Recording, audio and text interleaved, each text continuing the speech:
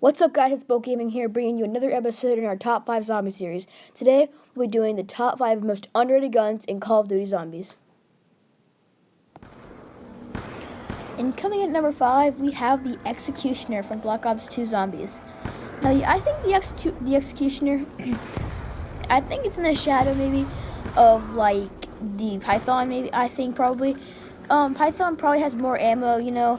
Honestly, I think the Executioner has more damage, honestly, but for some reason it just seems like everyone likes the Python so much better. Like, I'll be at a friend's house playing zombies and they'll get the Executioner in a box, and I'll be like, oh nice, you got the Executioner. But they're like, yeah, that's alright, but there's not really anything that makes it underrated, honestly, which is kind of why it's only number 5. But I feel like no one gives it the credit that it deserves. That's probably a better way of putting it.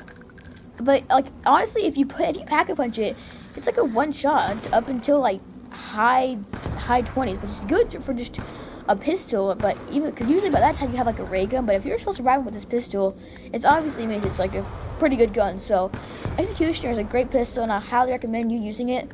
The Executioner, and it comes in at number 5. And now, coming in at number 4, we have the RPG from Black Ops 2 Zombies. Now, basically, what I'm going to say here, I'm not going to sit here and lie and act like the RPG is a great gun, okay? It's a rocket launcher, so you're not really expecting much from it. Personally, I think it's actually one of the best rocket launchers out there. It does have one bullet in its magazine, and does have a lot of splash damage, so I wouldn't recommend using it while not having Jug.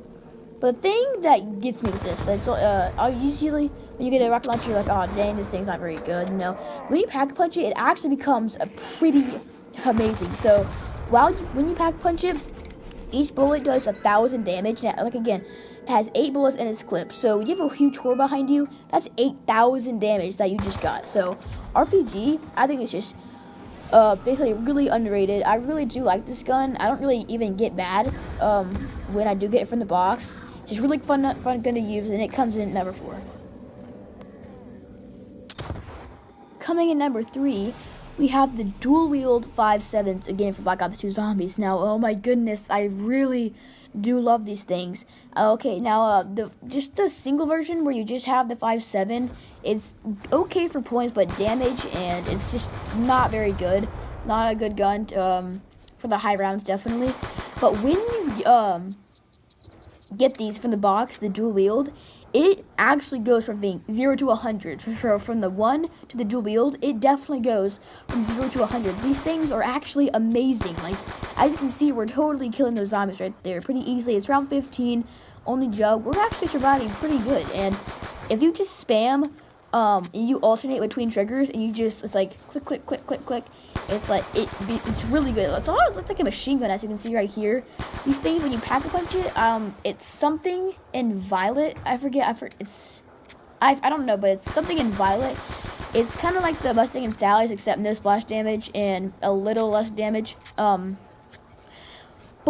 I just love them so much, and there's nothing really to say about it. No one really gives the credit it deserves.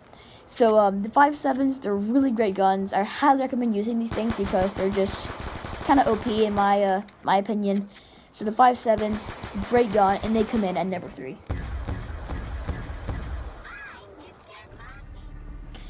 Coming in at number 2, we have the Wind Staff. Now, the Wind Staff is actually my favorite staff, but I have no idea why this thing is this underrated. Okay, so look.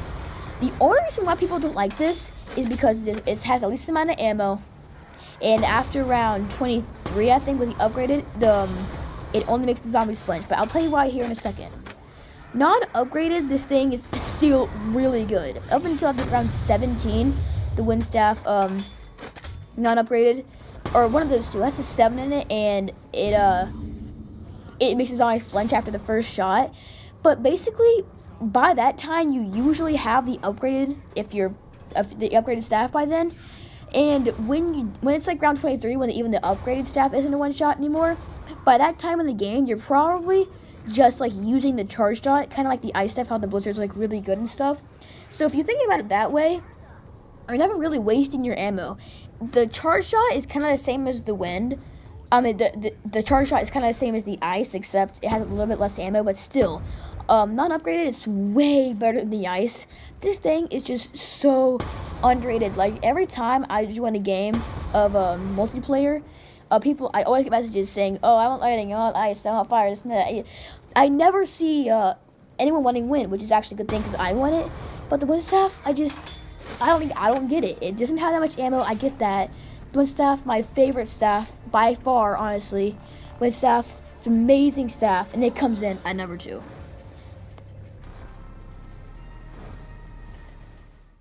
Now, before we get into number 1 spot, I do want to throw in a couple of honorable mentions, and the first one is the STG-44. Now, basically, the only reason why this gun is underrated is, I'm sure you all know, it's because its locations are not very convenient, basically. That's why everyone goes with the MP40, but if you think about it, the STG is all around way better. It has more ammo, more damage, way less recoil. That's one thing that I really do not like about the MP40. And Pack-a-Punch, the MP40 is not good. The Spads, when you Pack-a-Punch the STG, it's an awesome name, and it's even better, obviously. It's still an amazing gun. STG doesn't get credit it deserves because, it's like I just said, the locations aren't as convenient as the MP40.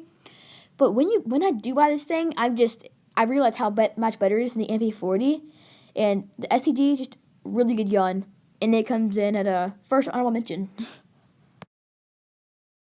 And our second and last honorable mention, we have the SVU AS from Die Rise Black Ops 2. Now, honestly, I know the DSR and maybe the Barrett to some people is kind of like everyone likes that better. But the SVU, the damage might not be as good, but that doesn't mean it's bad, okay? So, this has no recoil, unlike the DSR and Barrett.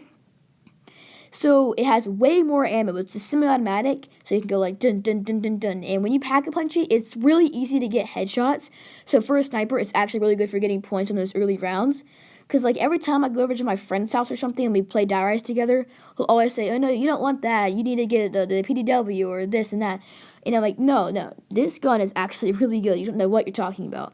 The SVUAS is a really great sniper rifle, and that's your second and last honorable mention.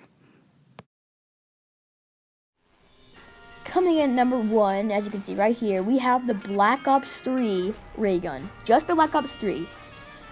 Why? I just want to ask, why?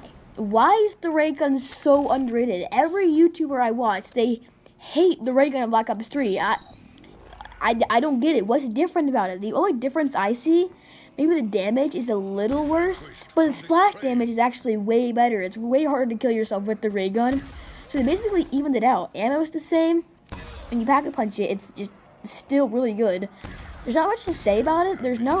Honestly, there's no reason why it's underrated. The only reason why I put it as it's underrated is because no one likes it. But there's still nothing wrong with it. The Raygun, I just don't get it why everyone hates it. Like the very first time, there was this one YouTuber who made a video on why the Raygun is bad now. It's like the Raygun's bad now. It was the title of the video. So I was so confused. I watched it and he didn't really come up with a good example, honestly. So I don't really know why the Raygun is underrated. It's still an amazing gun, as you can see right here. I know that the splash damage on zombies isn't as good and the damage isn't as good, but still, this damage is still amazing. The splash damage on yourself is way better. Raygun, amazing gun, and it comes in at number 1. Hey guys, thanks for watching. Please subscribe for daily videos, and I'll see you guys next time.